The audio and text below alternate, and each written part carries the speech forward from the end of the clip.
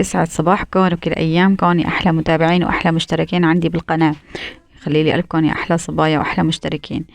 اليوم هيك رجعنا لكم فيديو جديد وروتين أحلى مع الغوالي مع أمي بيت أهلي. طبعا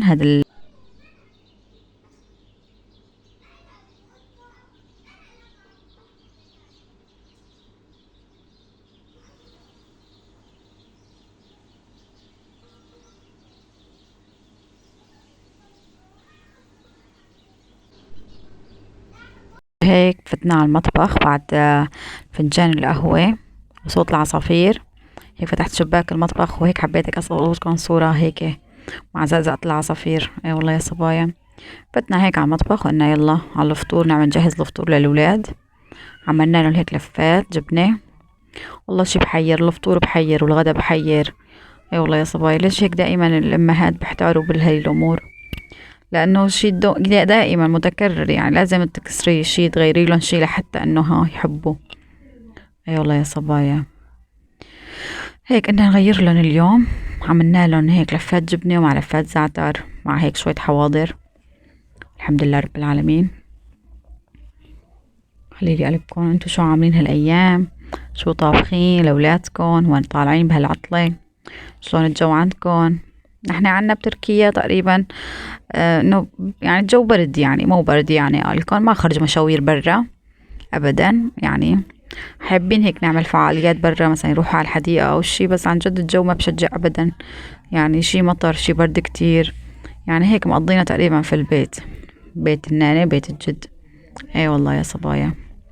كمان الحمد لله لانه هي العطلة بالمنتصف يعني السنة تكون يعني ما خرج مشاوير خارجية. ان شاء الله بنعوضها هيك بالعطلة الصيفية. وهيك عم نعمل لهم لفات الزعتر وحاطين هيك بريق شاي على النار، يعني من حواضر البيت الحمد لله على النعمة. ايه والله يا صبايا. هون طبعا احنا عم نجهز الفطور، عم نلملم هيك شوي المطبخ ونحطينا بريق الشاي على النار، والولاد هيك عم نناولهم الغراض شوي شوي طبوا السفرة.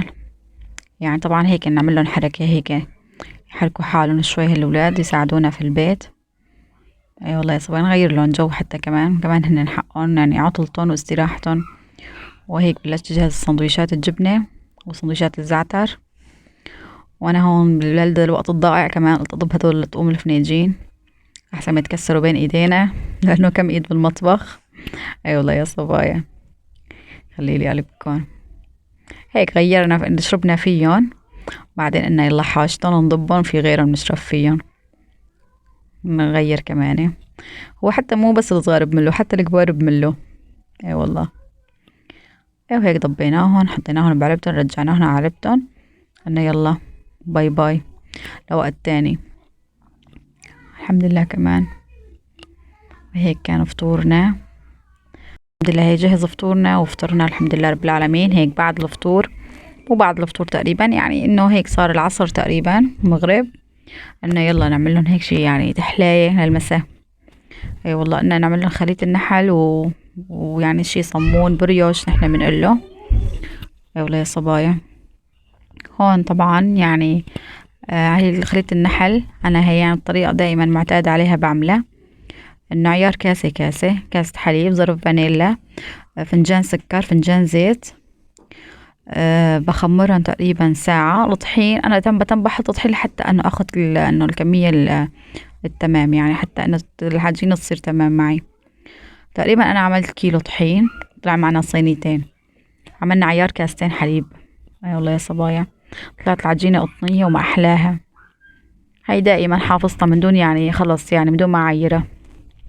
الحمد لله كتير بتنجح بتطلع قطنية وما أحلاها. هيك عملنا شكلين يعني بس ما حشيناهن شي. قلنا هيك يعني جنب الشاي والحليب اللي الولاد شربوه كتير طعمتهم طيبات. وانا عملت واحد بسمسم ابيض وواحد بسمسم وحبة بركة على طلب الاولاد، في اولاد ما بحبوا حبة البركة. اي والله يا صباح اجبارنا نجي على عقلهم. اي والله هذا شي طبيعي يعني. وهيك بلشت ادهنهم بالبيض وحليب صفار البيضة وحليب حطيتهم مع بعض وبلشت ادهنهم. هون طبعا الحمد لله تخمروا هيك كتير منيح. كنت محمية الفرن قبل، عرفتن هيك حتى كمان بعد ما كورتن وهيك حتى لا يحمل فرن كمان تخمروا هيك تقريبا شي ربع ساعة 10 دقايق. كل ما تخمرت العجينة صبايا كل ما تعطيكي نتيجة أحلى وأطيب، يعني بتصير العجينة خفيفة وهشة. هو أهم شي التخمير بالبداية وقبل ما تحطيها بالفرن.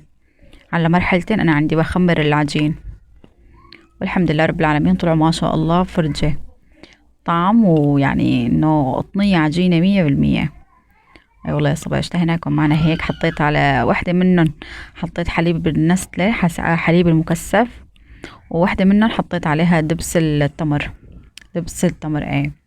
وهي قطة بيت أهلي، هم بناتي يعني عندهم فوبيا منها ونفس الوقت بحبوها. ايه والله يا صبايا هيك عملنا لنا المعكرونة على السريع. وإلا البنات بدهم يجربوا ياكلوا بالعصايات الخشبية تبعت أهل الصين، وبركنا على السفرة نجرب لحتى تزبط معنا. هو بنت أخوي ما شاء الله يعني عم تعرف فيها ممتاز. بناتي كتير حاولوا يجربوا، كتير تعذبوا. اي والله يا صبايا يعني كانت تجربة حلوة، والولاد هيك يعني. بدي اعملكم تحدي، المعكرونة او الاندومي العالم تاكل بالشوكة والعالم تاكل بالعصاية الخشبية. اعمل لهم تحدي وعدتهم. ايوه يا صبايا. وهيك كان نهارنا، نهار بسيط وحلو وعفوي. وان شاء الله يكون عجبكم يا رب، يسعد لي ايامكم وكل اوقاتكم يا رب. خلي لي اياكم يا رب. اذا عجبكم الفيديو شاركوا لي اياه، وحطوا لي لايك وتعليق حلو من قلبكم ودعوة حلوة يا رب منكم. خلي لي قلبكم صبايا.